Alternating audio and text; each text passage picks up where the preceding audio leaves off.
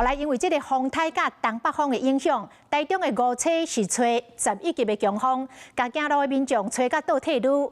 啊，苗栗竹南科学园区的外口，规排的机车撞倒，学校运动场的跑道嘛，互强风吹甲规皮总掀起来。苗栗真侪民众来喊话，讲应该都爱休强风假。 加速赛车经过路口，看到一个老骑士去互大风闪一个刹车去踩着边，加速赶紧回头甲倒三缸。受到风台甲东北风增强影响，苗栗这2天风拢正透，日南科学园区关规排机车拢风闪倒，过路人嘛风闪甲连徛拢徛袂在。科学园区附近的高中是搁较旱。 敢是去翕到学校运动场的涂骹，雨大风扇一个，规个翘起来，硬蓬蓬。学生啊经过，看起来拢硬起。风速大概有9级或10级以上啊，那个头份竹南这边说，很多学校其实也都发生我们本校操场的那种类似状况。另外，也有路树崩塌、空棒落个各种的灾情，小连续发生。真侪网友咪讲，比顶摆风台更较像风台。有人讲，这路风真危险，应该放假。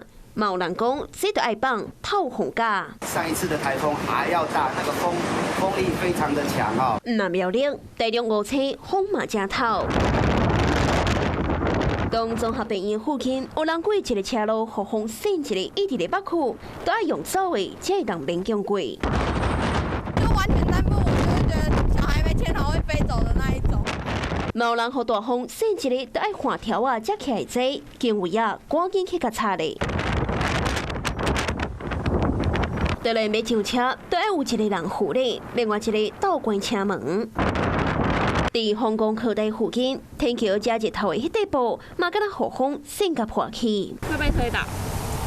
对，站着都会被吹倒的那一种。气象署估计，今仔日台中5车大安顶顶的所在，阵风上大会来到11级。当地民众讲，想要到风台无来，严个风竟然才透。